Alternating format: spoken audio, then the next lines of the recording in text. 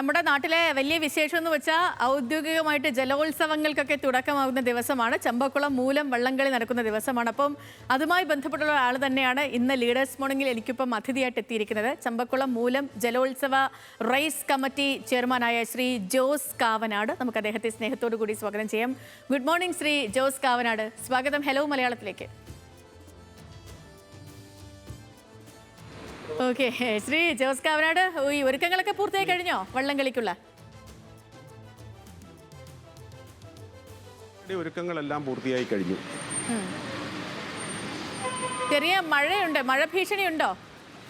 482 മഴ ചാറിക്കൊണ്ടിരിക്കുകയാണ്. മൂലം വള്ളംകളിക്ക് മഴ അനിവാര്യമാണ്. ഓക്കെ, ഇത് 482 വർഷം പഴക്കമുള്ള വള്ളംകളിയാണ്. പറഞ്ഞോളൂ. 482ാമത്തെ വള്ളംകളിയാണിത്. ഇതിൻ്റെ ആചാരപ്രകാരം നടക്കുന്ന വള്ളംകളിയാണിത്. ഈ കുറിച്ചി കരിങ്കുളം ക്ഷേത്രത്തിൽ നിന്ന്, കുട്ടനാട്ടിൽ കുറിച്ചി കരിങ്കുളം ക്ഷേത്രത്തിൽ നിന്ന് ശ്രീകൃഷ്ണ വിഗ്രഹം അമ്പലപ്പുഴ ശ്രീകൃഷ്ണസ്വാമി ക്ഷേത്രത്തിൽ എത്തിക്കുന്നതിൻ്റെ ഭാഗമായി നടക്കുന്ന വള്ളംകളിയാണിത്. മിഥുനമാസത്തിലെ മൂലം നാളിലാണ് കുറിച്ചി കരിങ്കുളം ക്ഷേത്രത്തിൽ നിന്ന് ശ്രീകൃഷ്ണ വിഗ്രഹം കൊണ്ടുപോകുന്നത്. അന്ന് ഈ വിഗ്രഹം കൊണ്ടുപോകുന്നത് ഏറ്റവും വേഗതയോടെ തുഴയുന്ന വള്ളമാണ് ഇരുട്ടുകുത്തി വള്ളം. ആ ഇരുട്ടുകുത്തി വള്ളങ്ങളുടെ അകമ്പടിയോടുകൂടിയാണ് ഈ ശ്രീകൃഷ്ണ വിഗ്രഹം കൊണ്ടുപോകുന്നത്. കുറിച്ചിയിൽ നിന്ന് പൂജാകർമ്മങ്ങൾ കഴിഞ്ഞതിന് ശേഷം അവിടുന്ന് ഈ വിഗ്രഹം പമ്പയാറ്റിലൂടെ കടന്നു പോരുകയാണ്. ശരി, ശ്രീ ജോസ് കാവനാട്, ഇത്തവണ ഈ വള്ളംകളിയുടെ പേര് ആവേശം കൊണ്ടല്ല, അല്പം വിവാദത്തോടു കൂടിയാണ് കേരളം ചർച്ച ചെയ്തത്. അതും അവധിയുമായി ബന്ധപ്പെട്ടാണ്. മുഖ്യമന്ത്രിയുടെ പരാമർശം അത് വേദനയുണ്ടാക്കിയോ? മുഖ്യമന്ത്രിയുടെ പരാമർശം വേദനയുണ്ടാക്കിയില്ല എങ്കിൽ പോലും കുട്ടനാടുകാർ പ്രതീക്ഷിച്ചിരുന്ന ഒന്നാണ് ഇന്ന് അവധി കിട്ടുമെന്നുള്ളത്. ബഹുമാനപ്പെട്ട കുട്ടനാട് MLA റെജി ചെറിയാൻ അദ്ദേഹത്തിൻ്റെ ആദ്യത്തെ സബ്മിഷനാണ്, കന്നി MLA എന്നുള്ള നിലയിൽ ആദ്യത്തെ സബ്മിഷനാണ്. ആ സബ്മിഷനിൽ പിന്നെ അവധി അദ്ദേഹത്തിന് തരാവുന്നതാണ്. എന്താ തരാതിരുന്നത് എന്ന് നമുക്ക് പറയാനൊക്കത്തില്ല. മുൻകാലങ്ങളിൽ തോമസ് ജോൺ MLA ആയിരിക്കുന്ന സമയത്തെ 2 പ്രാവശ്യം ഇതുപോലെ അവധി തന്ന് വള്ളംകളി നടത്തിയതാണ്. അതിനുശേഷം വർഷങ്ങളായിട്ട് അവധി തരുന്നില്ല. എന്നാൽ കുട്ടനാട്ടിലുള്ള മിക്കവാറും വള്ളംകളികൾക്കെല്ലാം ഗവൺമെൻറ് അവധി കൊടുക്കുന്നുണ്ട്. ആറന്മുള വള്ളംകളി മുതൽ തൃശ്ശൂർ പൂരം വരെ അവധി കൊടുക്കുന്നുണ്ട്. എന്നാൽ ഇത്രയും പഴക്കമുള്ള ആദ്യത്തെ ഒരു ജലോത്സവം അതിന് അവധി കിട്ടാത്തതിൽ കുട്ടനാട്ടിലെ ജനങ്ങൾ ഖേദിക്കുന്നുണ്ട്. കുട്ടനാട്ടിലെ ജനങ്ങൾ നിങ്ങൾ എന്ത് പറഞ്ഞാലും ഇന്നെല്ലാവരും അവധി എടുക്കും. കുട്ടനാട്ടിലെ സർക്കാർ ഓഫീസുകളും സ്കൂളുകളും എല്ലാം ഇന്ന് ഉച്ചകഴിഞ്ഞ് അവധി അല്ലെങ്കിൽ പോലും അവർ അവധിയെടുത്ത് വള്ളംകളി കാണാൻ ഇവിടെ എത്തും. അത് നിർബന്ധമായ ഒരു കാര്യമാണ്. കാരണം കുട്ടനാടിൻ്റെ ഒരു ഉത്സവമാണിത്. കുട്ടനാട്ടുകാർക്ക് ആകെയുള്ള ഒരു ഉത്സവമാണ് ഈ വള്ളംകളി. ഇത് വള്ളംകളിയുടെ തുടക്കമാണ്. മൂലം വള്ളംകളിയിൽ നിന്നാണ് തുടങ്ങുന്നത്.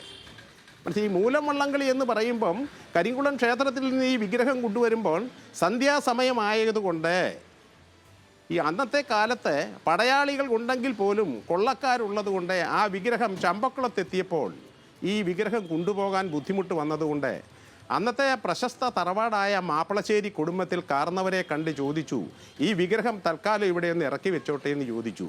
അങ്ങനെ ആ വിഗ്രഹം അവിടെ അവരുടെ അറയ്ക്കകത്ത് ഇറക്കി വെക്കുകയും പൂജാകർമ്മങ്ങൾ നടത്തുകയും പുലർച്ചയിൽ ഈ വിഗ്രഹം നേരെ അവിടെ നിന്ന് ഇത് അമ്പലപ്പുഴയ്ക്ക് കൊണ്ടുപോകാൻ ഉള്ള ശ്രമങ്ങൾ നടത്തി. അമ്പലപ്പുഴയ്ക്ക് പോകും വഴിയാണ് കല്ലൂർക്കാട് പള്ളി, ചമ്പക്കുളം ഇപ്പോഴത്തെ ബസലിക്ക പള്ളി കല്ലൂർക്കാട് പള്ളിയിൽ വരുമ്പോൾ അവിടെ മണിമുഴക്കവും വെടിയും വെക്കുകയുണ്ടായി. അതിനൊരു ആചാരം പ്രത്യേകമുണ്ട്. അതിന്നിവിടെ നടക്കുകയാണ്. അന്നാണ് ചെമ്പകശ്ശേരി കുടുംബത്തിൽ നിന്ന് അവരാണ് ഇത് ഇവിടെ നിന്ന് ഈ അന്ന് കൊണ്ടുവന്ന അന്ന് ഒരു കല്ലുണ്ട്.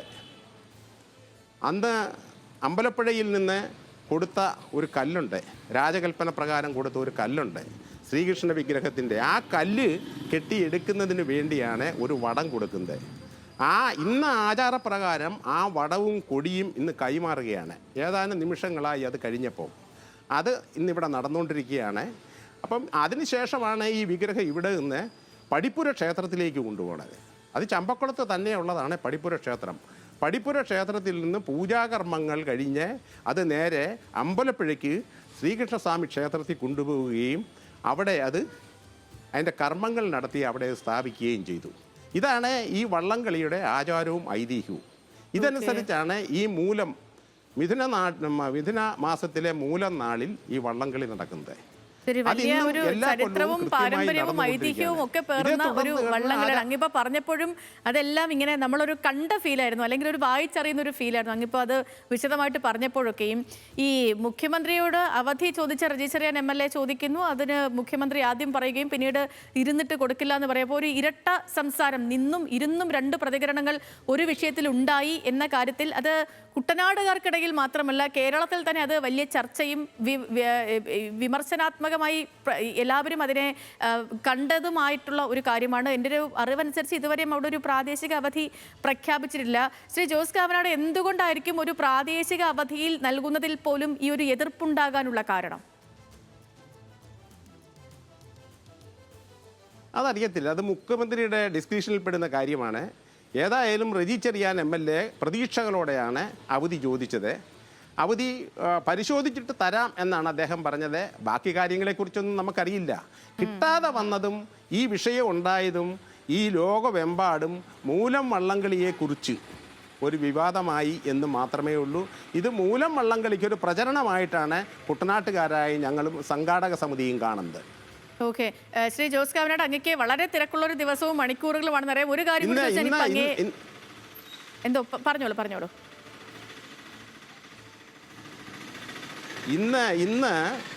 ഇന്ന് രാവിലെ ഉച്ചപൂജയ്ക്ക് ശേഷം അമ്പലപ്പുഴ ശ്രീകൃഷ്ണസ്വാമി ക്ഷേത്രത്തിൽ നിന്ന് അവിടെ നിന്നുള്ള ആചാരപ്രകാരമുള്ള കർമാദികൾ നടത്തി, പൂജകൾ നടത്തി ഇന്ന് അവരെ അവിടുന്ന് പുറപ്പെട്ട് അവിടെ നിന്ന് ഇന്നിവിടെ മഠത്തിൽ ക്ഷേത്രത്തിൽ വന്നു. അവിടുത്തെ കർമാദികൾ നടത്തി അവിടുന്ന് അവർ മാപ്പിളശ്ശേരി കുടുംബത്തിൽ പോയി. അവിടെ നിന്ന് അവരിന്ന് പവലിയനിലെത്തും. ഒരു സംഘം ആൾക്കാരാണ് വരുന്നത്, അവിടെ നിന്ന് വരുന്നത്. ശ്രീകൃഷ്ണസ്വാമി പിന്നെ ശ്രീകൃഷ്ണസ്വാമി അവിടെ ക്ഷേത്രത്തിൽ നിന്ന് അമ്പലപ്പുഴയിൽ നിന്നെത്തുന്ന ഒരു സംഘം ആൾക്കാരാണ്. അവരെത്തുമ്പോൾ ഈ നമ്മുടെ പവലിയൻ നിറയും. അവരെന്ന് കൊണ്ടുവരുമ്പോൾ അമ്പലപ്പുഴ പാൽപ്പായസം ഉൾപ്പെടെയാണ് ഇവിടെ കൊണ്ടുവരുന്നത്. അതൊരു ആചാരപ്രകാരം നടത്തുന്ന വള്ളംകളിയാണ്. ഈ വള്ളംകളിക്ക് മറ്റ് സഹായങ്ങളൊന്നും തന്നെ ഇല്ല. കുട്ടനാട്ടിൽ CBL ഉൾപ്പെടെ നിരവധി വള്ളംകളികൾ നടക്കുന്നുണ്ട്. അതിലൊക്കെ സാമ്പത്തിക സഹായം കിട്ടുന്നുണ്ട്.